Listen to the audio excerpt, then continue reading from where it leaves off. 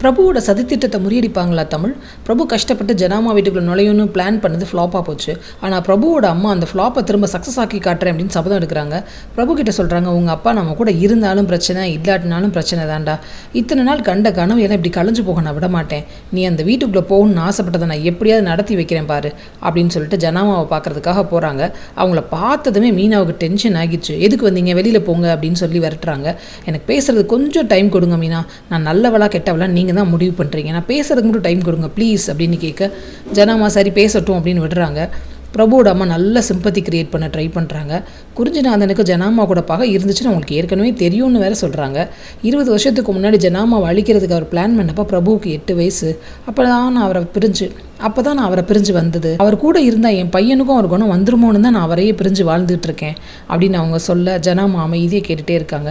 என் பையன் அவரை மாதிரி இல்லை, என் பையனுக்காக நான் உங்ககிட்ட மடியேந்தி கேட்குறேன், இந்த சம்மந்தத்தை முறிச்சிக்காதீங்க அப்படின்னு டயலாக் எல்லாம் பேச, உன் நடிப்பை நம்பி நாங்கள் ஏமாற மாட்டோம், தயவு செஞ்சு கிளம்பிப்போம் அப்படின்னு மீனை அடித்து விரட்டி விட்டுறாங்க. அடுத்து தமிழ் சிபிக்கிட்ட பேசிகிட்டு இருக்காங்க. நம்ம ஏதாவது பண்ணி வர்ஷினி இதிலேருந்து வெளியில் கொண்டு வரணும் அப்படின்னு சொல்கிறாங்க. என்ன பண்ணணும் அப்படின்னு சிபி கேட்குறாரு. இல்லை, நம்ம சேதுவையே பேசாமல் வர்ஷினிக்கு பேசி முடிச்சிட்டோன்னா பிரச்சனை இல்லைல்ல, வேறு யாரோ ஒரு மாப்பிள்ளையை நம்ம பார்த்து பேச, இந்த நின்று போன நிச்சயதார்த்தத்தை பற்றி அவங்க பேசி அவள் வாழ்க்கை முழுசும் இதை கேட்டுட்ருக்கிற மாதிரி ஏதோ ஒரு சந்தர்ப்பம் அமைஞ்சிச்சுன்னா அது கஷ்டம் இல்லை. சேது அப்படி கிடையாது, நல்ல பையன், நம்மளுக்கும் தெரியும். அதுவும் இல்லாமல் அவனுக்கு வர்ஷினியை ரொம்ப பிடிக்கும், நல்லா பார்த்துக்குவான் அப்படின்னு தமிழ் சொல்கிறாங்க.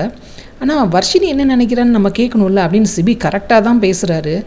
தமிழ் இப்படி பேசிகிட்டு இருக்கிறத கேட்ட உடனே மீனாவுக்கு ரொம்ப சந்தோஷமாயிடுச்சு. நீ கரெக்டாக பேசுகிறம்மா, அவளை சம்மதிக்க வைக்கிறது ஏன் பொறுப்பு, நான் பேசி பார்க்குறேன், அவளோட ஃப்யூச்சரை பற்றி நீ கரெக்டாக யோசிக்கிற, அண்ணியாக சரியான முடிவு எடுத்திருக்க, அவள் எடுத்த முடிவு தப்பு தானே, அதை நம்ம தான் புரிய வைக்கணும் அப்படின்னு சொல்லிட்டு பெருமையாக போகிறாங்க. ஜனாமா கிட்டேயும் இதை பற்றி பேசுகிறாங்க.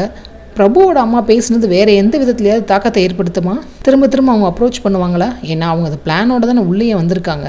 வெயிட் பண்ணி பார்ப்போம். சீரியல் அப்டேட்ஸ்க்கு எங்கள் சேனலை சப்ஸ்கிரைப் பண்ணுங்கள். மீண்டும் அடுத்த அப்டேட்டில் சந்திப்போம்.